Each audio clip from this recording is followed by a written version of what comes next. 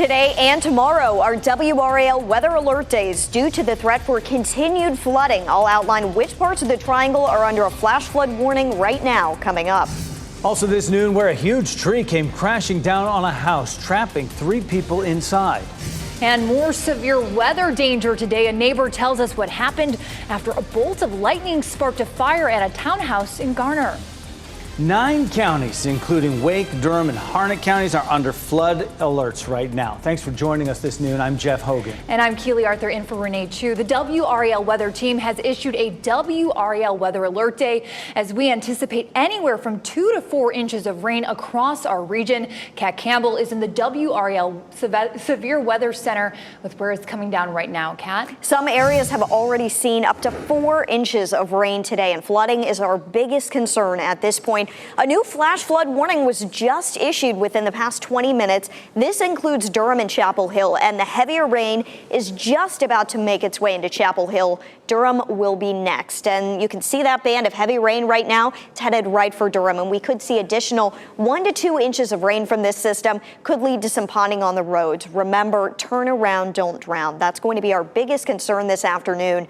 We have the flash flood warning in effect, but also flood advisories extending into Chatham County, Wake County, and down into Harnett County. The outline right here where we've seen some of the heaviest rain so far today. Fuquay Arena, 3 to 4 inches of rain has already fallen. Sanford, nearly 2 inches, over an inch in parts of Apex, closer to 2 inches, and just under 2 inches in the northeastern part of Wake County. This has been significant rain, and it's led to some storm reports. We'll have team coverage of some of these reports. Tree down on a house in Sanford, flooding in Fuquay Arena, a house fire in Garner thanks to lightning, unfortunately, and the WRAL storm tracker is headed to the new flash flood warning in Durham right now.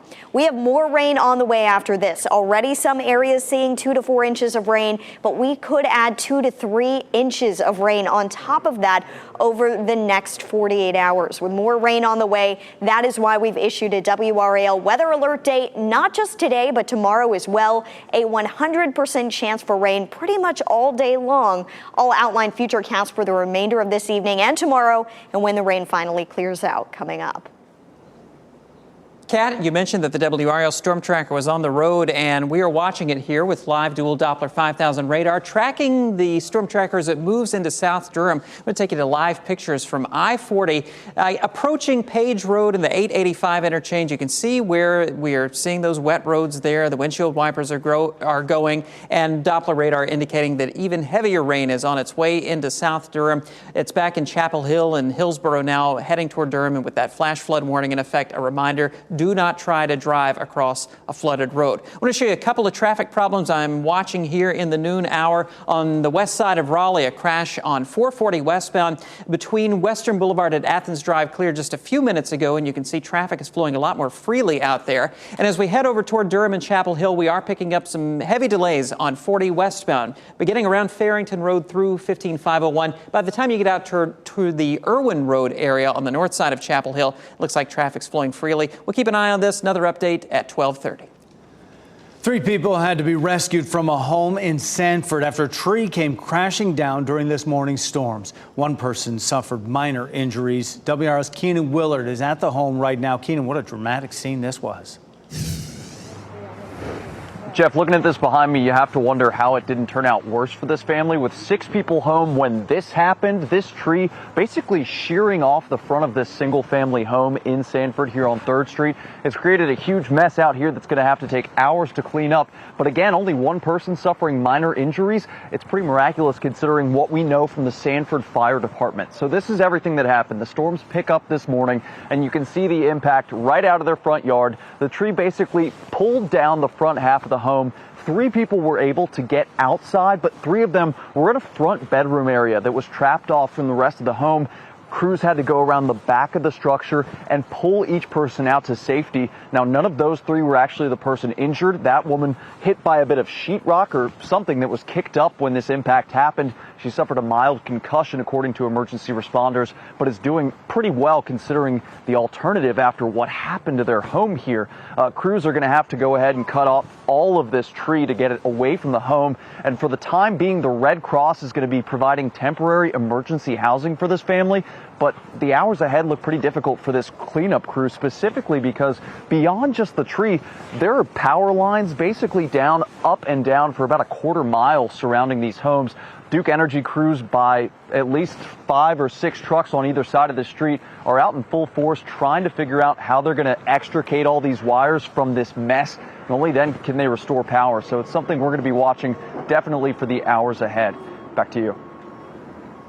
Keenan, thanks for that update there. What a scene. It was a busy morning for law enforcement agencies across the county who responded to numerous accidents. There was a minor accident on US 1 near Cary Parkway. This is an area prone to flash flooding and heavy rainfall. There are no reports of any injuries out of that. And crews were also busy this morning in northern Wake County cleaning up this crash. I-540 near Creedmoor Road. Our news crew was on the scene as a tow truck was removing an SUV that had flipped on its side, taking out the guardrail. Troopers tell us the vehicle hydroplaned in the weather. 2 other cars got caught up in that crash. One had pretty bad front end damage. There are no injuries and no word on charges. It's unclear if weather played a role in this crash on Lake Wheeler Road. It seriously injured at least 1 person. It happened before 2:30 this morning on Lake Wheeler Road near Centennial Parkway and the State Farmers Market. It blocked that area for hours. It appeared the car hit a tree. 1 person involved was taken to a local hospital. A black car with a shattered windshield also appeared to be part of the police investigation. Firefighters say it was lightning that sparked a fire at a townhome in Garner. WRAL's Nia Hardin spoke to the fire chief and a neighbor nearby this morning.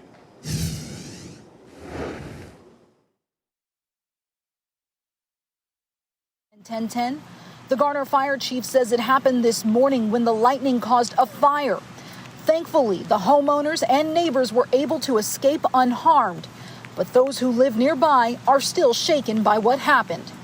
We could hear the storm kind of coming through, and then there was really loud thunder, and then this like kind of really loud bang noise, and we kind of started to smell smoke a little bit, but really didn't think about it. And then the far neighbor had my number. She gave me a call and just said, hey, just letting you know, in between us, there's a house on fire.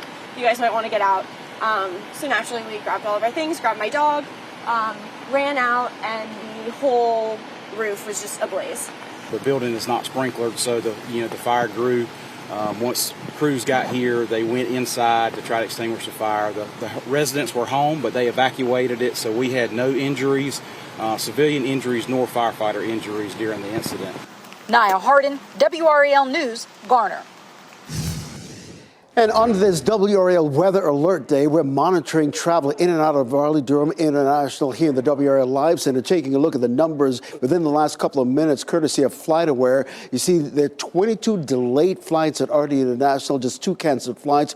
If you were with us during our morning newscast, that number was just to 5, and now it's up to 22. I want to give you a look at the big picture, the misery map, again, courtesy of FlightAware. A lot of the flights leaving RD International sometimes connect through Charlotte and Atlanta. We checked Charlotte just right now, 56 delayed flights, 1 cancellation there at Charlotte Douglas International. A lot of flights also connect to Atlanta. Right now, there are 40 delayed flights in Atlanta, 5 cancellations as usual.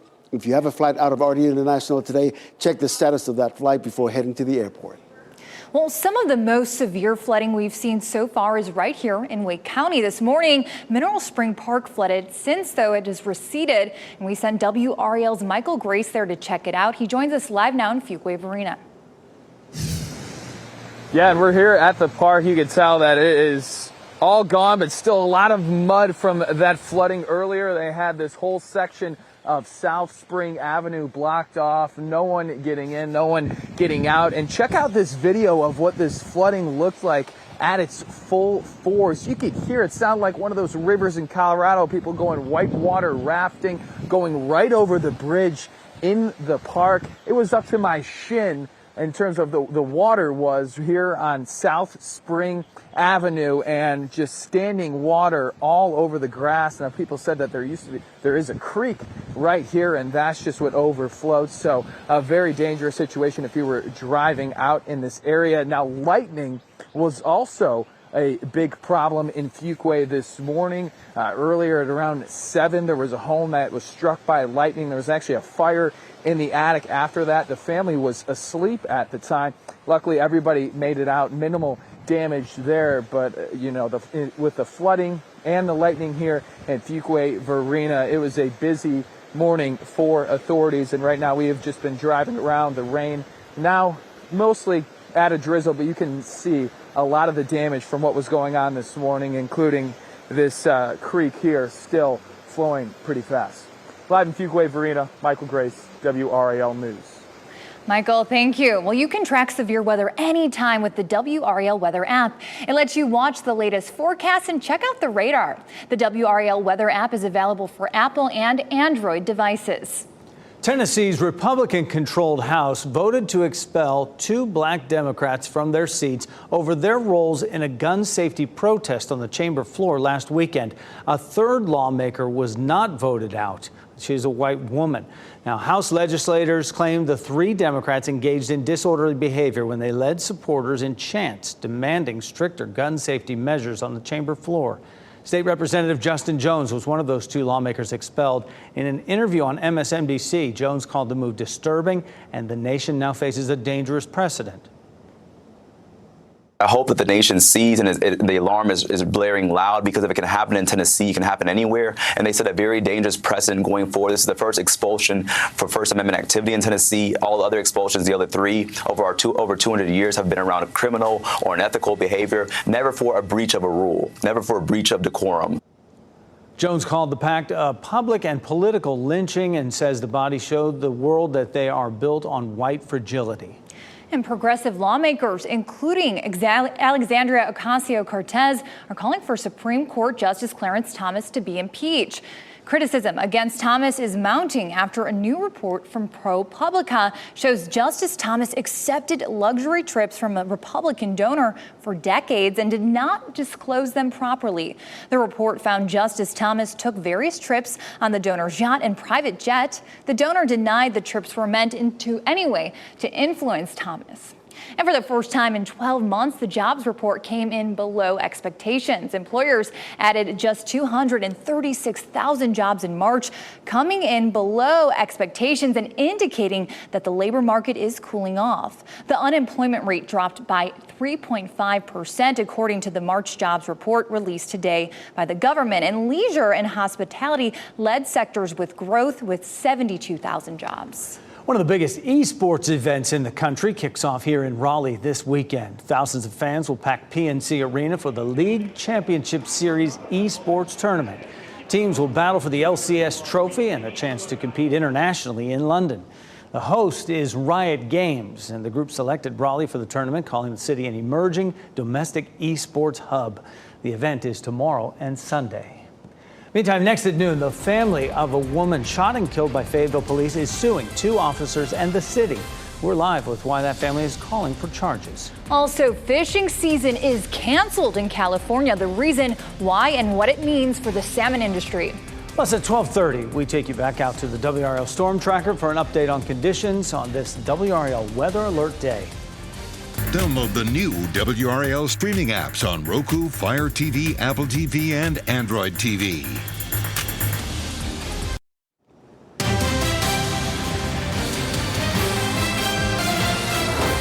The annual Easter Community Dinner and Basket Giveaway is in full swing at the Durham Rescue Mission right now. Volunteers were up before daybreak, cooking food to give to hundreds of people in need at the Center for Hope on East Main Street.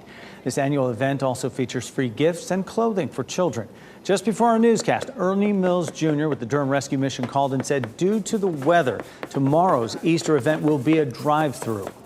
The President and First Lady Jill Biden will be keeping up with tradition, having an educational White House Easter egg roll experience. The Bidens will host activities with a variety of stations that will teach children about farming, healthier eating, exercise, and more. Participants include military and veteran families, caregivers and survivors, as well as the general public. About 30,000 people will take part in the festivities Monday. And happening now in the WRAL Live Center, we want to take you live right now to St. Peter's Basilica at the Vatican. There you see Pope Francis providing over the Lord's Passion Liturgy, commemorating Christ's crucifixion. Easter, of course, is one of the holiest and most important days on the Christian calendar. This evening, the Pontiff will lead the Stations of the Cross devotion at the Colosseum. And on Sunday, the Holy Father will preside over Easter Sunday Mass in St. Peter's Square. Of course, he's coming off a few days in the hospital battling a respiratory illness, but the Vatican says the pontiff is well and able to continue his Holy Week duties.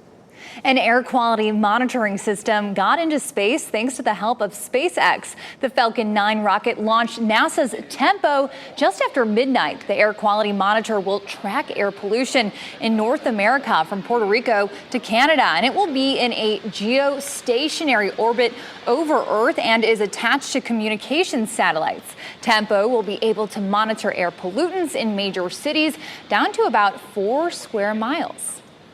Our air pollution is getting knocked right out of the sky with a lot of this rain that's coming down today. It really is. It's been kind of all over the place this week. And I know, Kat, you were saying a lot of the issues have been in Wake County. Where is it going to be this afternoon? Well, the issues right now are shifting from Wake County really up into Durham and Chapel Hill. It's still going to take some time for the water to back off and recede in parts of Wake County that were hit hard this morning. But we do have a flash flood warning in effect for Durham and Chapel Hill through the afternoon. And I do want to show you some video coming in from Durham from our photojournalist, where we have seen some heavy rain coming down. You can really see the wind blowing that rain as well. So the roads are getting quite messy around the triangle up toward Durham and Chapel Hill. Please be careful on the roads this afternoon. And if you do run into any flooded roads, turn around and find a safer route home. You can really see that car pushing up a lot of the water. Taking a live look at the radar again, I do want to zoom in to some of our problem spots that we're seeing. Heavy rain just now making its way into Durham and Chapel Hill. It's been raining steadily there, as you saw in Durham,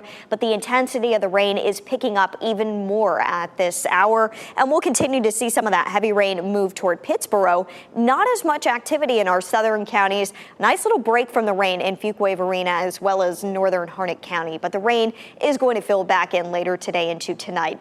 WRAL weather alert days have been declared both today and tomorrow due to the heavy rain that we expect to see. Tomorrow, a washout and the flooding threat. An additional 2 to 3 inches of rain expected on top of what we've already seen right along the Harnett County, Wake County line. That's been 4.05 inches of rain, over 3 inches of rain in Apex, Fuquay-Varina, and about 2 inches of rain for Gardner, Pittsboro, and Stony Creek. We'll continue to update these numbers throughout the afternoon.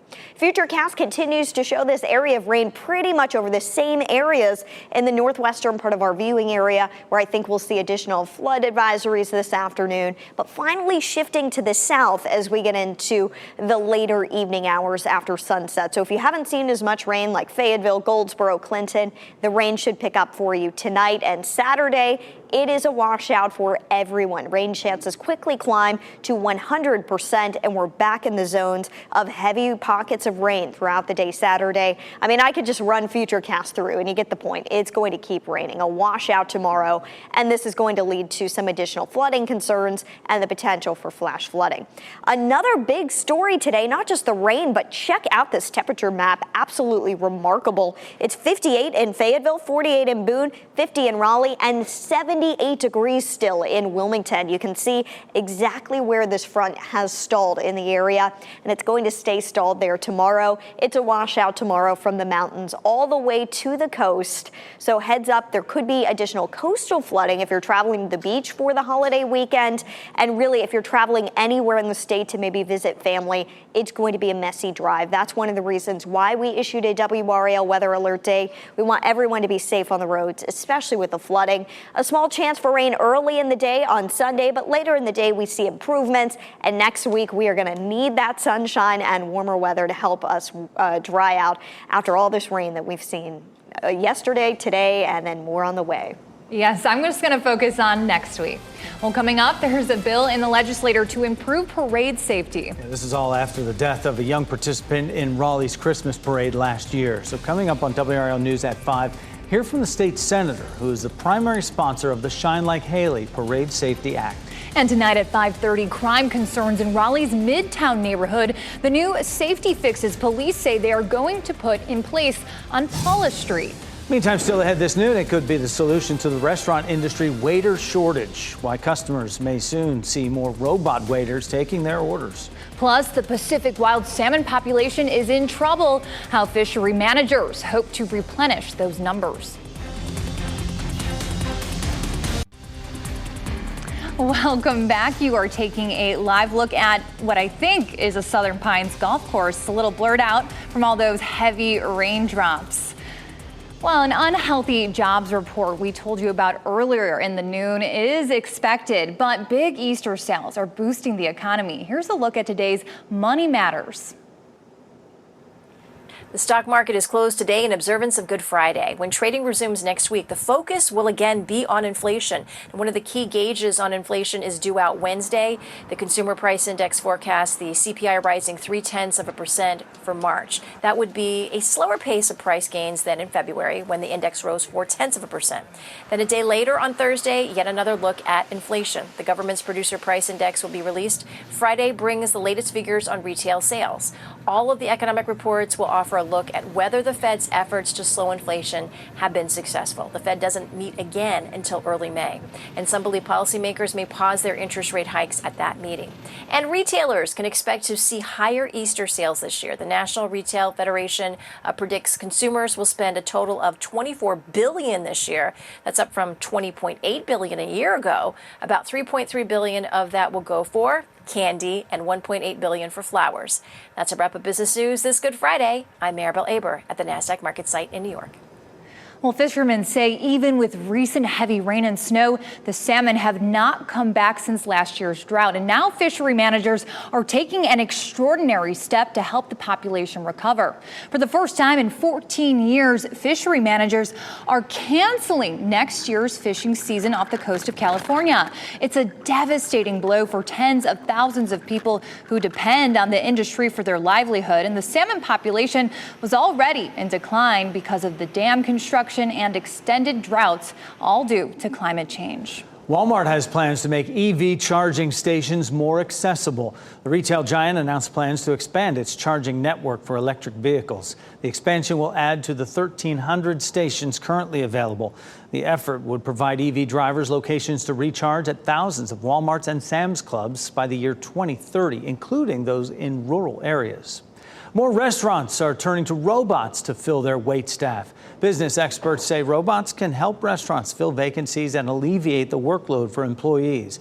While many robots can deliver food and greet customers, some restaurant owners are still hesitant about the idea. One company known as Bear Robotics hopes to have 10,000 robots working in the industry by the end of the year. Well, Disney World is bringing back its annual passes. The Florida theme park will offer 3 different options at 3 different price points. The Pirate Pass will cost you $749. The Sorcerer's Pass will run you about $969, and the highest level Incredi Pass will fetch $1,300 for a full year's access. Yearly passes were previously paused. Sales start April 20th. Coming up, the WRAL weather team has issued a weather alert day for today and tomorrow. WRAL's Kat Campbell has an update on the threats for flooding across the viewing area. And here are the winning lottery numbers on your screen right now.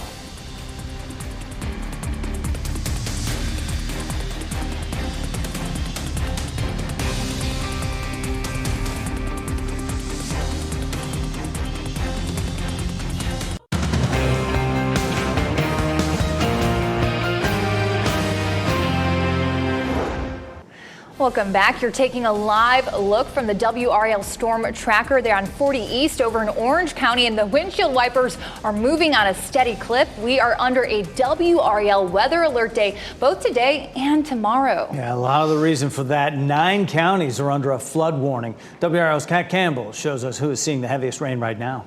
Durham and Chapel Hill, that is where we have the heaviest rain coming down. It is creating some dangerous travel in spots. A live look from Top of the Hill restaurant. The rain really coming down right now in Chapel Hill. And this flash flood warning is in effect for Southern Orange and Durham counties until 2:15. You can see this band of heavy rain right now moving in, also pushing into Chatham County. So the intensity of the rain and potential localized flooding picking up for Chatham County. Most of the rain at this point is just north and west of Raleigh, but but we will continue to see the rain filling in throughout the afternoon. A closer look at some of that heavy rain. Chapel Hill already seeing it right on the doorstep here in Durham. Rainfall totals, there has been a report of just over 4 inches on the Wake County, Harnett County line, but Fuquay-Varina over 3 inches of rain, about an inch of rain in Raleigh and Durham. Roxborough, about a third of an inch of rain there, and over half an inch of rain in Rocky Mount, Wilson as well. We do have some significant totals coming out of parts of Lee County. Sanford seeing almost an inch of rain. Siler City, an inch of rain with more falling at this point. And in our southeastern cities that haven't seen as much rain, more is on the way. In fact, over the next 48 hours, we are expecting to see an additional 1 to 3 inches of rain from the Triangle South. It's going to be an additional 2 to 3 inches. And that is why we have WRAL weather alert days today and tomorrow. We're concerned about ongoing flooding threats. Keely and Jeff. Yeah, I'll take it from here, Kat, because we are watching radar this afternoon, and also watching the WRAL storm tracker, which is right now in Orange County on I-40 heading back toward Chapel Hill. I want to take you to those live pictures because right now it is right in the heart of that heaviest rain as it pushes on into the southern side of Durham. You can see just how hard it's raining there with the windshield wipers going, wet roads, and with that flash flood warning in effect, a reminder that you should not drive across a flooded road. And this is going to be a problem through the rest of the afternoon and in spots around the rest of the viewing area, perhaps through tomorrow. Do want to take you to our map here showing those live sensors on the roads and where it is raining the heaviest now there in Chapel Hill heading into Durham. We are seeing the slowest traffic right now as people encounter that heavy rain, reduced visibility, and really slow down, especially on that westbound side of I-40. Also on 85 between Durham and Chapel Hill, Durham and Hillsborough, rather, we are seeing some backups. We are hearing that Umstead Drive is closed right around Village Drive in Chapel Hill because of a downed tree. That report came in just the past few minutes from Chapel Hill Police. Elsewhere around the Triangle, our major routes are looking all right, Jeff. All right, thanks, Brian. At the top of the hour, Michael Gray showed us some of the flooding along Mineral Spring Park in Fuquay-Varina, one of the earliest areas hit today, hard with rain. Also, a home that was damaged by a lightning strike. Right now, Michael is in the WRAL Breaking News Tracker with a look at conditions out there on the roads and how traffic is moving. Michael.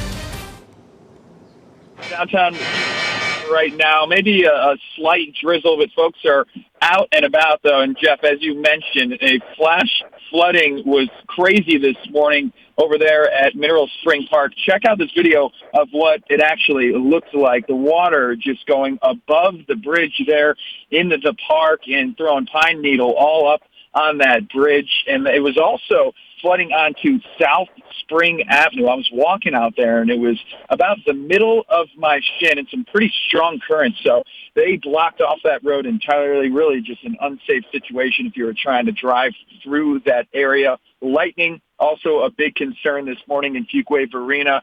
We were out at a house that got struck by lightning at around 7 this morning. The family was asleep at the time. They said they heard a large boom and saw some sparks, and luckily just contained in the attic. They were all able to make it out okay, minimal damage there, but a very, very busy morning for authorities out here in Fuquay-Varina, Jeff. Michael Grace reporting live from the Breaking News Tracker right now for us. Out there first, so you don't have to be, and you can track the severe weather anytime with the WRAL Weather app. It lets you watch the latest forecast and check out the radar where you live. The WRAL Weather app is available for Apple and Android devices.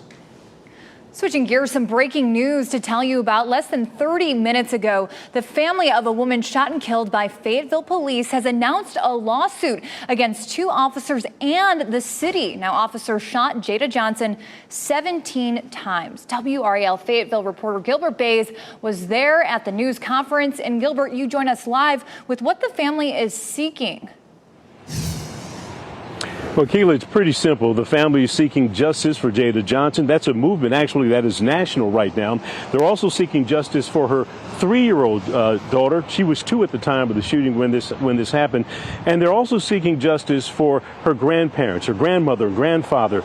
They were inside the home when the shots rang out and Jada Johnson was killed.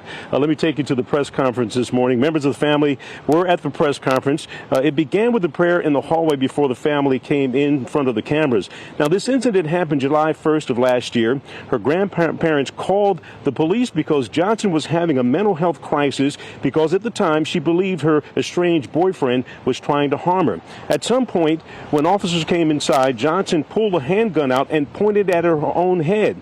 The complaint says the officers then put their hands on their weapons. Johnson put her gun down, and her attorney says at that point officers tackled her and shots were fired.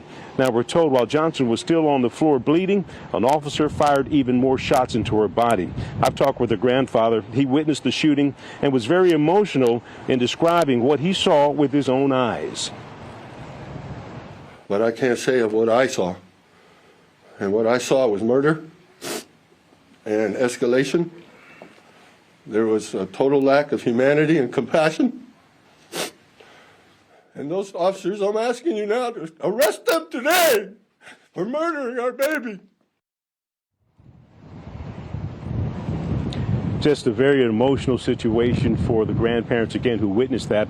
I mentioned specifically that he's describing what he saw with his own eyes because Judge Jim Ammons has put a gag order on the body cam footage that the parents have seen and the attorneys have seen. So they cannot speak about the body cam footage, but they can talk about what they've seen on their own eyes. At this point, we were told last year the two officers were placed on administrative leave, which is protocol when you have a shooting like this, and the SBI and the Justice Department looking into this case right now. I checked with Fayetteville Police this morning to see if they're still on administrative leave. They said they cannot release that information because it is a violation of that information is not available at this point to the public. Keely? Wow, you can just hear that heartbreaking emotion from her family. Gilbert, I know you will be tracking this all. Thank you.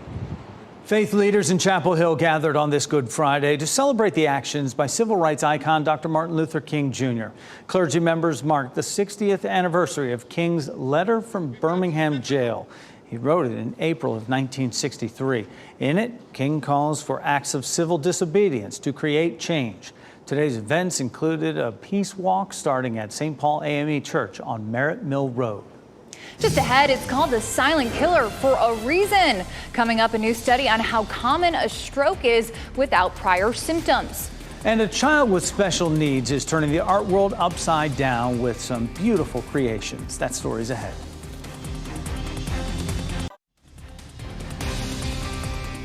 Welcome back. You are taking a live look of downtown Fayetteville. Looks like some of the rain has subsided. And speaking of Cumberland County, our county by county coverage takes us to Cumberland and Johnston counties today. Cape Fear Valley Health is relaxing its masking guidelines for the first time for patients, visitors, and staff. And however, everyone must still wear a mask inside the ICU, the ER, and waiting rooms, as well as the triage areas. Also, people with respiratory issues or who are immunocompromised must still wear one as well. And unvaccinated employees must also wear a mask at all times. Well, starting Monday, the final layer of pavement will be placed on the newly widened section of NC 42 East outside of Clayton. The final paving from the Neuse River Bridge to Buffalo Road will take about a month pending the weather. And after the paving is completed, it will take an additional month or two for the contractor to place permanent high visibility lane markings along 4-mile routes. About 45% of all heart attacks happen without classic symptoms. Now, a new medical study reminds Americans why heart disease is the silent killer. The study says about half of all participants had signs of coronary artery disease, where plaque builds up in the arteries, but they didn't have prior symptoms. About 36% had non-obstructive disease, but with some plaque presence. And 10% had obstructive disease, putting them at risk for heart attacks. Inventors overseas say they have athletic clothing that lets you know when you should stop working out. How these leggings will let you know when enough is enough. Plus, when he was younger, all we wanted him to do was to grow up and have a normal life. What a cutie pie. We'll introduce you to an autistic savant who is literally turning the art world upside down. Well, you're going to want to hear about this kid. A 9-year-old autistic savant is turning the art world upside down, literally. Truly amazing. Stephen Romo sat down with the autistic tiger and his dad about his gift and how he uses it to educate people about the autism spectrum. Tiger Valek isn't your typical 9-year-old in art class. He was drawing before most kids his age had even finished kindergarten. I got him a big whiteboard, a bunch of markers, and he just never stopped drawing. The autistic tiger, as he goes by online, has been drawing since he was 5, wowing his more than 56,000 Instagram followers with colorful caricatures, art on cars, and now even drawing upside down. I put Mickey Mouse upside down on the whiteboard, and I thought, there's no way he's going to do this. I mean, we push his boundaries a lot, but I thought there's no way. And I looked back and, he's halfway done. His popular YouTube videos and Instagram posts have made him a fan favorite at conventions, like last year's New York Comic Con, where he was among the youngest artists featured. So, Tiger, who would you say is your favorite character to draw? I like to draw Stitch. He says he likes to draw Stitch. But his dad says that drawing is not the self-taught artist's only skill. His two skills it's not drawing, it's hyperfocus and hard work. That hyperfocus, his dad says, has become an art therapy of sorts to help Tiger manage his autism. We really feel that Tiger drawing has had an incredible impact on him. People are shocked when they see him, how calm he is. They see him at the Comic Cons and they're like, he can handle all the people and all the noise. And his art is changing his life. When Tiger was referred to the regional center for testing for autism, I fell down to my knees and I cried. When he was younger, all we wanted him to do was to grow up and have a normal life. And now we still just want him to have a normal life, but obviously that expectation has changed a little bit. But in Tiger's art, his father also sees an important message for kids on the spectrum everywhere. These kids are going to be capable of doing something incredible, okay? Now, not every child is going to grow up and be a great artist like Tiger, but they're capable of something. NBC Peacock there just for us. Oh, yeah. Right? Thank you. Awesome. Stephen Romo reporting. Tiger and his father are encouraging people everywhere to draw their own tiger this month as part of what they're calling the Autistic Tiger Challenge. In honor of World Autism Month, they've also partnered with Walmart for a special shirt featuring Tiger's artwork, which is on shelves now. I love that. And it's such a good message that these kids can do anything and be incredibly successful in the real world. Be careful about expectations. They can take a turn, but still work out pretty well. We know what we're expecting weather-wise for the next couple of days because Kat Campbell's in WRAL Severe Weather Center with a good look at it here. Yep, a lot more rain is on the way, and this is going to be a concern. It's a holiday weekend. Everybody's trying to travel. A lot of folks are, or at least get to a destination, a worship service, a brunch, and we are going to have a lot of rain over the next 24 hours. And this will lead to some additional flooding. A flash flood warning in effect for Durham and Chapel Hill for about another hour and a half. The heaviest rain has just arrived, and it is going to continue. This moving very slowly. A little bit of a break from some of the rain from Raleigh Point south, but this rain is going to be headed your way later on tonight. Temperatures right now, just an incredible map from 43 to 61. We have nearly a 20-degree difference in temperatures across the area. Where we've seen the bulk of the rain is where it's cooler right now, but that cooler air will continue to push south this evening, and it's a chilly rain for everyone tonight. By the time we get to 6, 7 o'clock, a 90% chance for rain. Temperatures in the upper 40s to lower 50s area-wide. And when we add on the additional rainfall, this does not count what we have already seen today. We are looking at an additional 2 to 3 inches, and many areas on the low end side, it would be an inch, but still that's a significant number. And there could be even more than that in a few spots that see some of the flash flooding like what we saw this morning.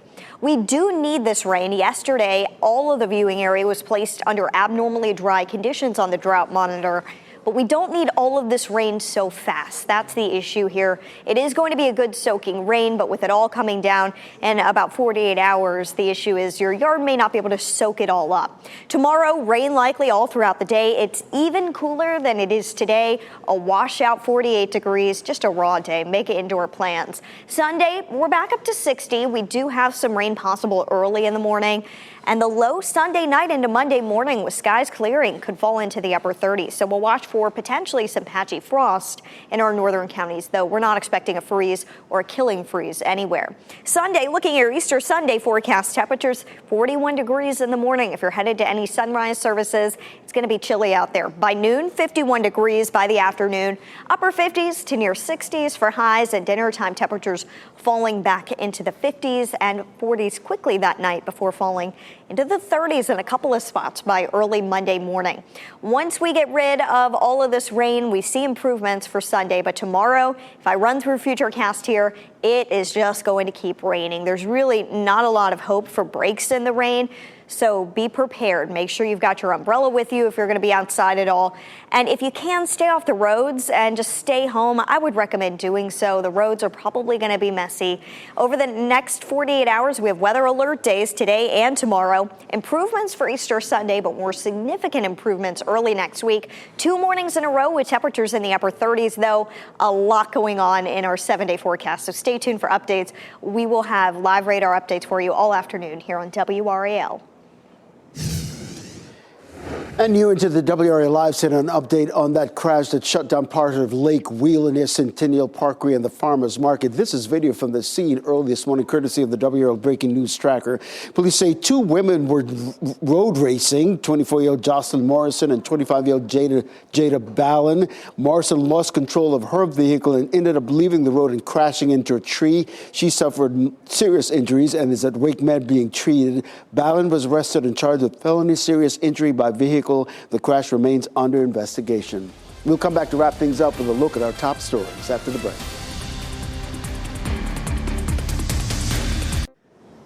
We wrap things up with a look at a few of the headlines that we're following for you today. Today and tomorrow are both WRAL weather alert days. Our team of meteorologists is tracking heavy rain and flash flooding. Fuquay Varina saw some of the most severe flooding this morning. Some of the areas saw as much as 4 inches of rain. Download the WRAL weather app for the latest forecast throughout the day. And we are following breaking news this noon. In the last hour, the family of a woman shot and killed by Fayetteville police announced a lawsuit against 2 officers and the city. In the lawsuit, family members claim Johnson was a victim of domestic abuse and struggled with mental illness. WRAL Fayetteville reporter Gilbert Bays will have more details on what else is in the lawsuit tonight on our evening news. For the first time in 12 months, the jobs report came in below expectations. Employers added just 236,000 jobs in March, coming in below expectations and indicating that the labor market is cooling off. The unemployment rate dropped to 3.5%, according to the March jobs report released today by the government. Leisure and hospitality led sectors with growth of 72,000 jobs. Some more wearable tech. A pair of smart leggings can tell you when you've exercised too much. Researchers in Switzerland developed leggings with sensors that monitor your movements and exhaustion levels. The prototype will give an alert through a smartphone app when you need to stop working out. They hope this will help users avoid exhaustion-related injuries. The product is not ready for the market just yet. Pet of the day time, and a super playful, energetic pup who needs a family who can keep up with him. Ed is a 3-month-old neutered male puppy weighing 9 pounds. He may get to be around 45 or 60 pounds. And when he's fully grown, that's his size. Ed was rescued along with his mom and litter mates after they were all found together as strays. Like all puppies, he'll want to have lots of toys and exciting activities to wear out his energy, so he takes a nice long nap at the end of the day. Since Ed is just a baby, he can be introduced to cats, dogs, and kids. His adoption fee is $300. Interested adopters can go to spcawake.org. I feel like human names have gotten weirder and dog names are like Ed. I like a little it. weird. Okay. NBC News Daily is next on WRAL. And you can get breaking news updates anytime with our WRAL News app. Keep watching WRAL News over the air channel 34 and Spectrum channel 1257.